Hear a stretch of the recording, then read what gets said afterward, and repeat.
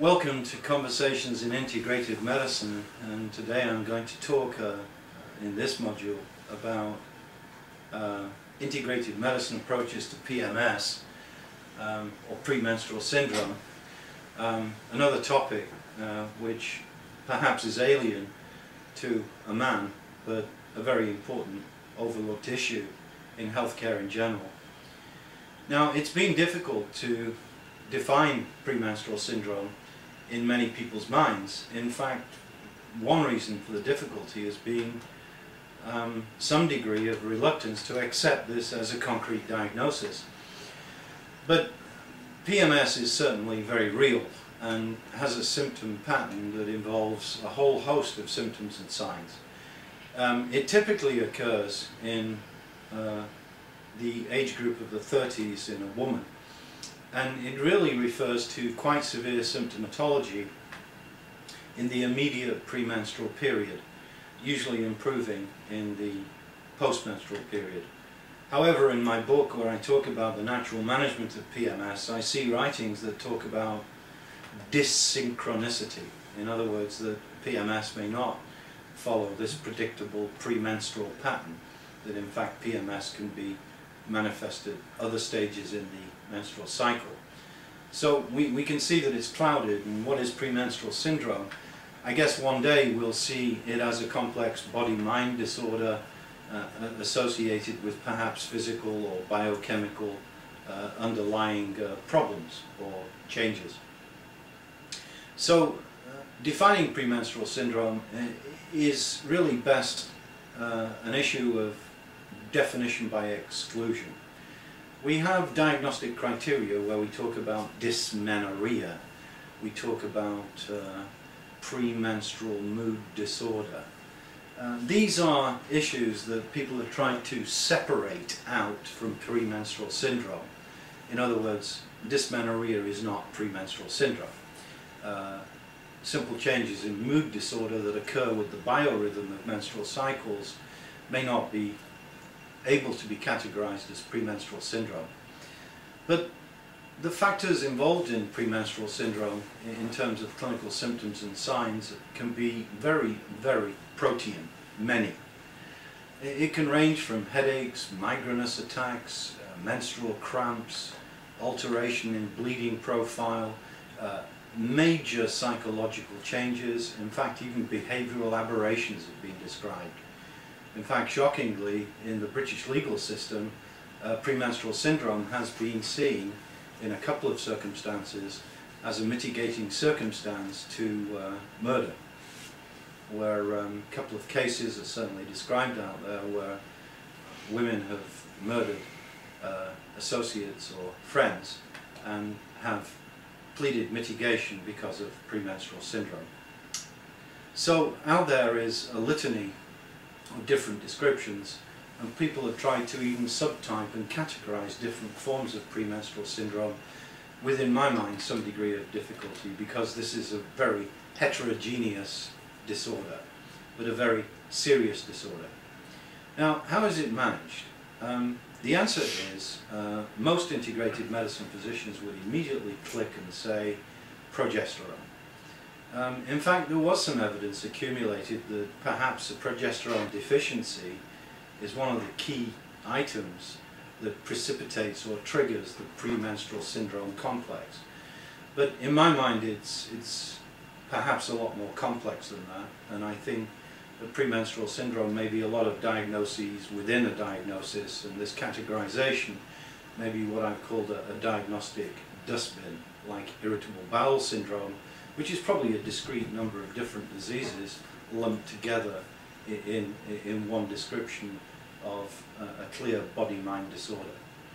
But I think the approach to premenstrual syndrome has to be as complex as the syndrome itself, and it has to start out by looking at lifestyle, looking at domains of lifestyle, and looking very carefully at the socio-behavioral attributes that go along with premenstrual syndrome.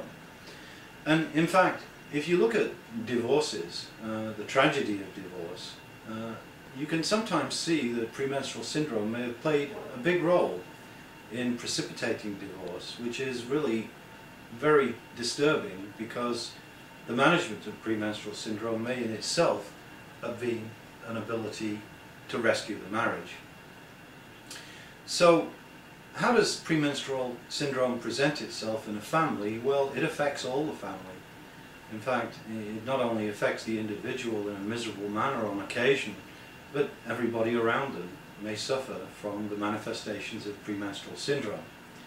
So we have to get very serious about this disorder, and I talked about positive lifestyle, and I talked about looking at the patient to see what was going on here.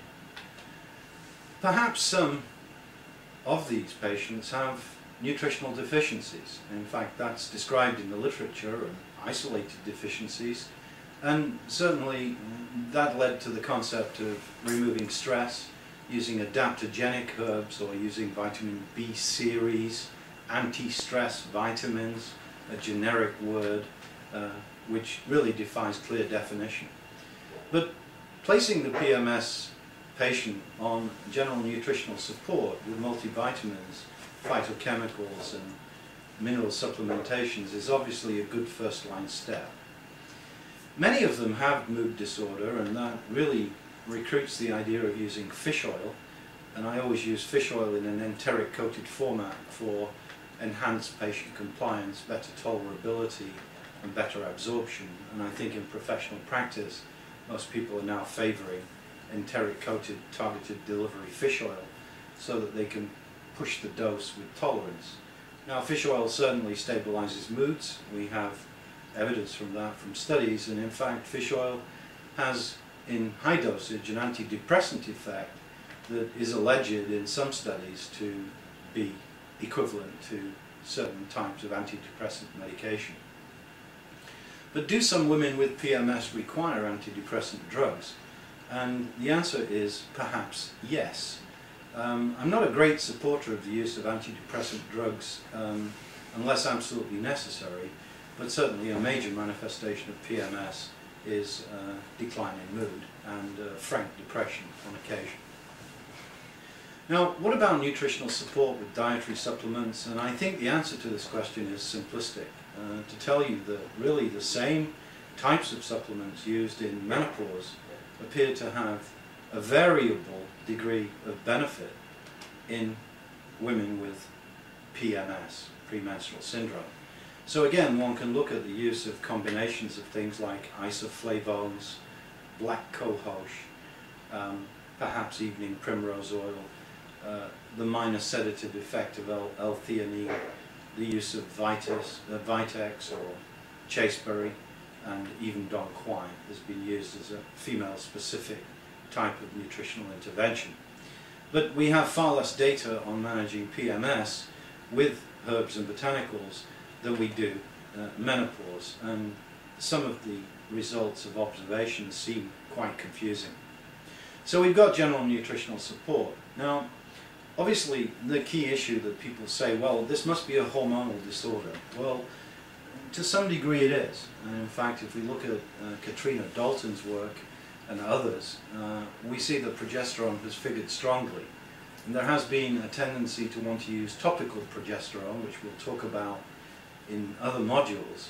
And of course, we thank Dr. Lee for his work on progesterone.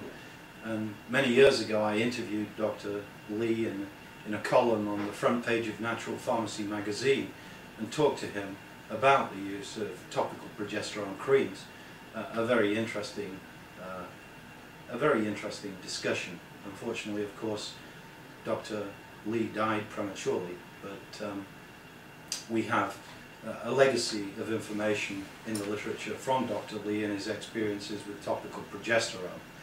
I don't think it's all about topical progesterone personally, and in fact in the more traditional literature we see the use of injection of hormones or complex hormonal administrations, and now we're looking at the use of bioidentical hormones with more, let's say, biosimilarity to natural progesterone.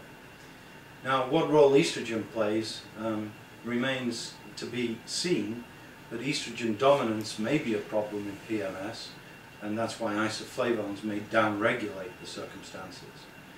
Anyway, when it comes to PMS, there is a lot to learn. Thank you for listening to this module.